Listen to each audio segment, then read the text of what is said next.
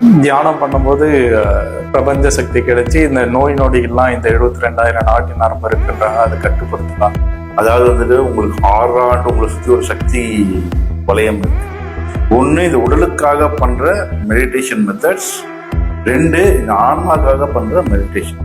இதெல்லாம் வந்து பண்றது வந்து இந்த உலக விஷயத்துக்காக. இதெல்லாம் நம்மளுக்கு தேவைப்படாது. நல்லா ஆழ்ந்து தூக்கம் தூங்கிட்டீங்க, காலைல எழுந்திருச்சுட்டீங்க. 7 படிநிலைகள் இருக்கு. ஓகே, இந்த 7 படிநிலைகள் ஆன்மா முடிஞ்சு நம்ம இந்த ஆன்மீக பாதையில வரோம், ஜீவகாருண்யம் பார்த்துக்கிறோம், எல்லாமே பண்றோம். பிரச்சனைகள்லாம் போகிறதுக்காக தான் மெடிடேஷன் பண்ணணும் அப்படின்றாங்க.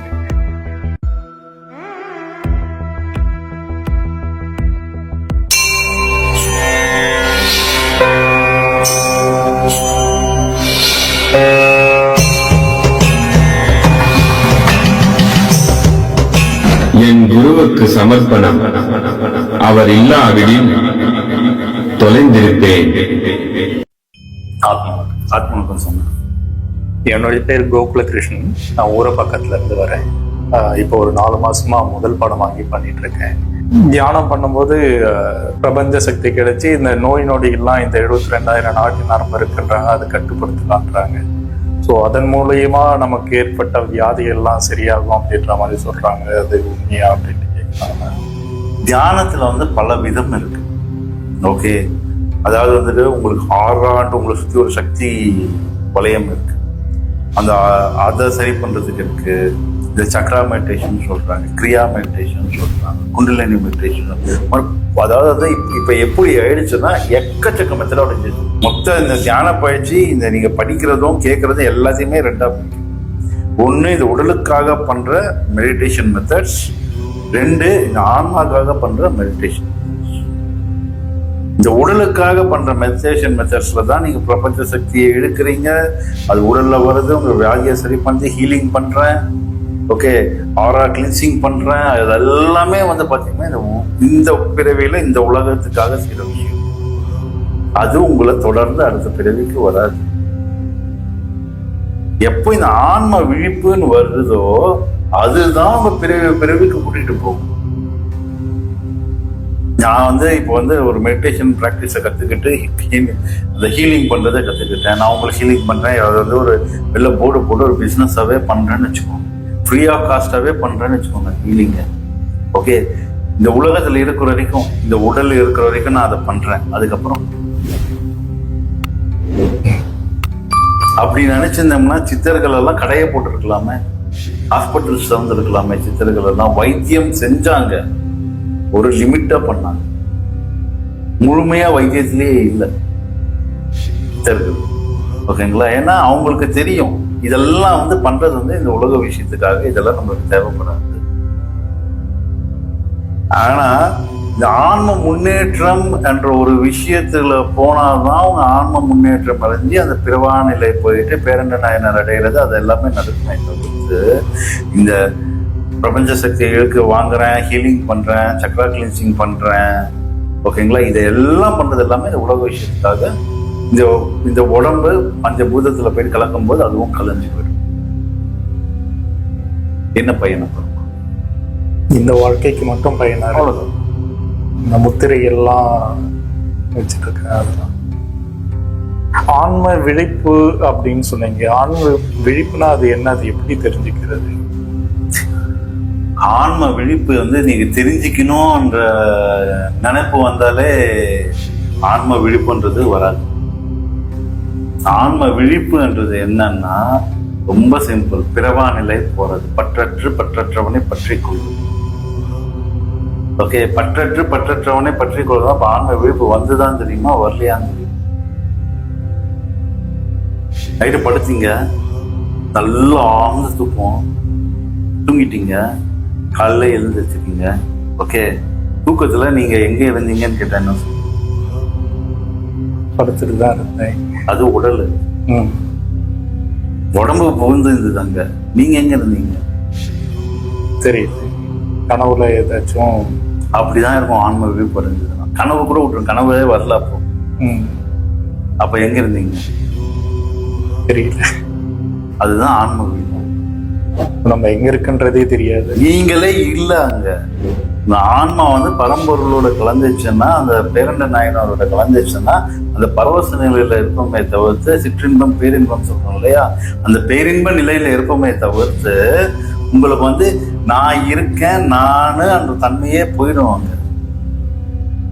அதுல இருந்து வெளில வந்தாதான் உங்களுக்கு தெரியும். அப்போ வெளில வரும்போது மறுபடியும் பிறவி சொல்லிச்சுட்டு வந்துடுவீங்க. அப்படி இருக்கும் பொழுது நான் வந்து ஆன்ம முன்னேற்றம் எப்படி அடையுதான்னு கேட்டீங்கன்னா, ஆன்ம முன்னேற்றம் அடையிறதுக்கான முயற்சியை தான் நம்ம எடுத்துக்கிட்டே இருக்கோம். ஃபார் எக்ஸாம்பிள், இன்னும் உங்களுக்கு கிளியரா சொல்லணும்னா 7 படிநிலைகள் இருக்கு. ஓகே, இந்த 7 படிநிலைகள் ஆன்மா முடிஞ்சதும் தான் அது அந்த உயர்ந்த நிலைக்கு போயிடுச்சுன்னா அது அந்த பேரண்ட நாயனோட கலைக்கிற நிலை. ஸோ ஸ்டார்டிங் நிலையிலேருந்து எப்படி இருக்குன்னா, நம்ம புல்லாகி செடி வரும், மனித நிலைக்கு வரும். மனித நிலையிலே வரும்போது உடல் மனித உடலாக இருந்தாலும் எண்ணங்களும் மனமும் மிருகத்தோடைய செயல்பாடுகள் வெளிப்படுத்திக்கிட்டே இருக்கும். அது வந்து முதல் நிலை ஆன்மாக்கள் என்று சொல்லுவோம். அது மாதிரி ஒவ்வொரு நிலையும் வந்து அது ஏறிக்கிட்டே இருக்கும். ஓகே, அந்த ஒரு அதுக்கப்புறம் வந்து ரொம்ப அமைதி, ஒரு சிலர் பார்த்தீங்கன்னா நிறைய உதவி பண்ற தன்மை இருக்கும், சிலர் பார்த்தீங்கன்னா ரொம்ப அன்பு காட்டுற தன்மை இருக்கும். அதெல்லாம் ஒவ்வொரு நிலைகளுக்கு உயர்ந்த ஆன்மாக்கள். அது மாதிரி ஞானத்துல ஓரளவுக்கு உயர்ந்த நிலை இருக்கும், பக்தியில உயர்ந்த நிலை இருப்பாங்க. அதுக்காக தான் நம்ம முன்னோர்கள் இவ்வளவு காம்ப்ளிகேஷன்ஸ் வேணான்ட்டு சரியே கிரியை யோகம் ஞானம்னு பிரிச்சு வச்சுட்டாங்க. இவ்வளவு 4 நிலை தான்ப்பா, நீ ரொம்பலாம் குழப்பிக்காது. இப்ப சரியையிலயும் 4 இருக்கு, சரியே கிரியை யோகம் ஞானம் இருக்கு. அந்த மாதிரி 4 நிலை தான்ப்பா இருக்கு. இதுக்கு மேலே ரொம்ப நீ குழப்பிக்காது, இது தாண்டி கூட ஞானம் வந்துட்டுன்னு சொல்றாங்க. காரண்யம் சொல்றாங்க, தர்மம் செய்யணும்னு சொல்றாங்க, இது வந்து உயிரினங்களுக்கு வந்துட்டு உணவிக்கணும்னு சொல்றாங்க. எல்லாமே நம்ம இதில் எதுக்கிறதுக்கு வந்தோம்னா புண்ணியம்னு சொல்றாங்க, பாவம்னு சொல்றாங்க, வினைன்னு சொல்றாங்க. இது எல்லாம் எதுக்கு நம்ம முன்னோர்கள் நம்மளுக்கு கொடுத்தாங்கன்னா உன்னுடைய ஆன்ம முன்னேற்றத்துக்கு தான் கொடுத்தாங்க. ஆனா இந்த ஆன்ம முன்னேற்றம் எப்படி, நான் ஏன் இந்த மனித பிறவி எடுத்துதான் நடக்கணுமா, எடுக்காம எனக்கு வந்து இந்த ஆன்ம முன்னேற்றம் நடக்காதான்னு கேட்டீங்கன்னா, உங்களுக்கு இந்த மனித உடல் எடுத்தாதான் அந்த முன்னேற்றம் வேகமா இருக்கும். இப்ப 7 நிலைகள் சொன்னேன், நான் வந்து கீழே இருக்கேன். அப்ப என் ஆன்மா வந்துட்டு டவுன்ல இருக்குன்னா, ஃபார் எக்ஸாம்பிள் ஒரு டார்க் கிரே கலர்ல இருக்கு. மேல்நிலைக்கு போகும்போது லைட் ப்ளூ ஆயிடுதுன்னு வச்சுக்கோங்க, இல்லை கோல்டன் கலர் ஆயிடுதுன்னு வச்சுக்கோங்க. ஒரு 7 நிலை இருக்கு. ஸோ இந்த கலர்ல இருந்து அந்த கலருக்கு நான் மாறணும்னா, நான் வந்து இந்த உடலை எடுக்காம இருந்தேன்னா அந்த முன்னேற்றம் ஃபாஸ்டா வரவே வராது.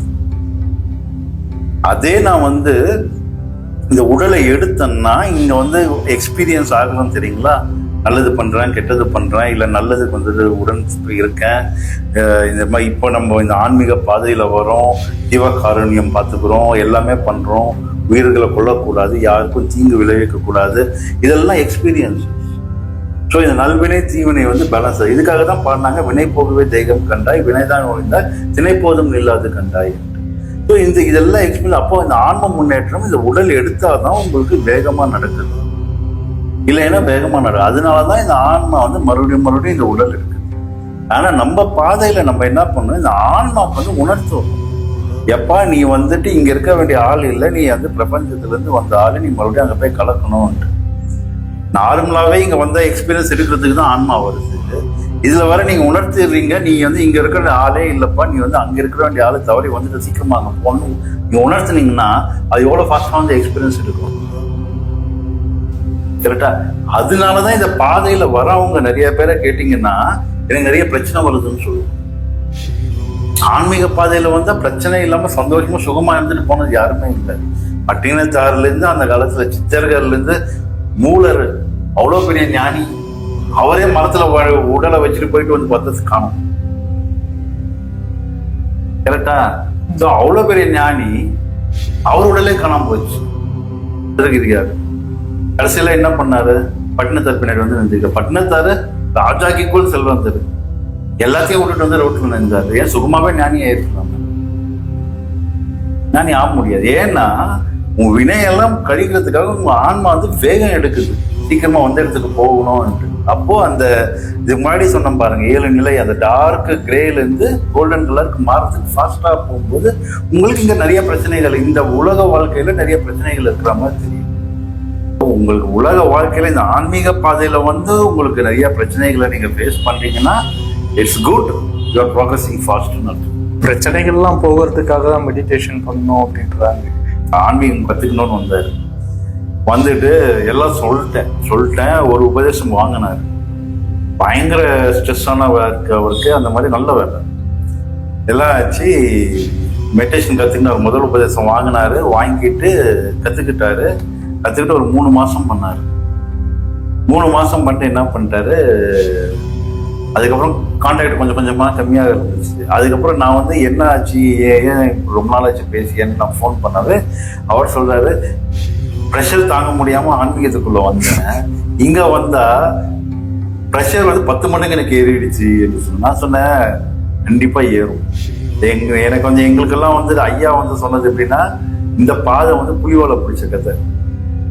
அது வேகத்துக்கு நீ ஓடணும், இல்லைன்னா அதை விட்டீங்கன்னா அது வந்து உனக்கு குதிரை காலி பண்ணி குத்திக்கு போட்டு போய்கிட்டே இருக்கும் சொல்லுவாரு. இங்க வந்தா பிரச்சனைகள் அதிகமா தான் இருக்கும். ஏன் பிரச்சனைகள் அதிகமா இருக்குன்னா, நீங்க வந்து உங்க வினைகளை வேகமா கரைக்கிறீங்க. நடு தெரு கூட்டத்தை விட்டாலும் பரவாயில்லன்னு சொல்லிட்டு போய்கிட்டே இருக்கணும் சாமி என்று சொல்லுவார் ஐயா. அதே தான் நானும் சொல்றேன். பிரச்சனை தீரத்துக்கு இங்க வரக்கூடாது, ஓகேங்களா? பிரச்சனைகள் அதிகமா தான் ஆகும். ஒரு பீரியடுக்கு மேல உங்களுக்கு வந்து அது வந்து எது பிரச்சனை இல்லைன்னு தெரிஞ்சிடும்.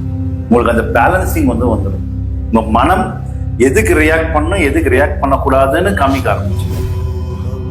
அப்போ என்ன ஆகும், என்னதான் பிரச்சனை வந்தாலும் நீங்க 3வது ஆள் மாதிரி தள்ளி நின்று பார்ப்பீங்களே தவிர்த்து அதுக்குள்ள போய் இன்வால்வ் ஆகும். என் குருவுக்கு சமர்ப்பணம். அவர் இல்லாவிடில் தொலைந்திருப்பேன்.